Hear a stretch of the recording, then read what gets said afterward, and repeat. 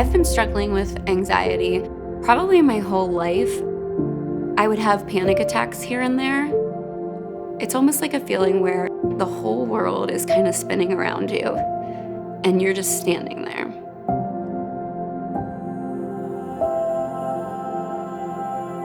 The anxiety that I started to feel before having my second child, it started to get really bad. I was scared of pretty much everything. I was scared to have her. I was afraid that I was changing our life. And so I felt guilty because of that.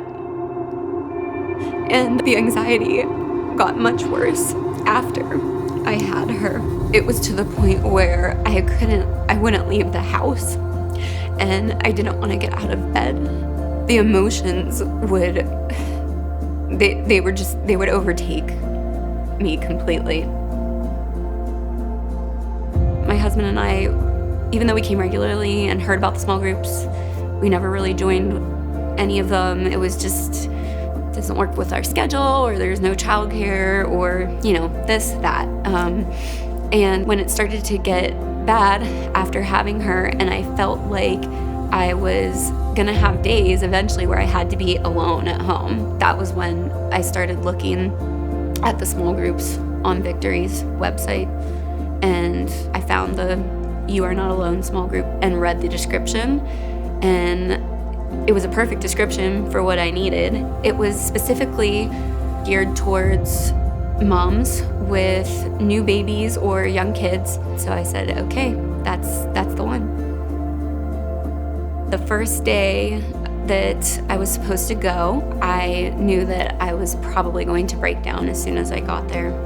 And as soon as I started crying, they all immediately understood. And that really made me feel like, okay, I can come back to this. I can do this, even though I don't know any of them.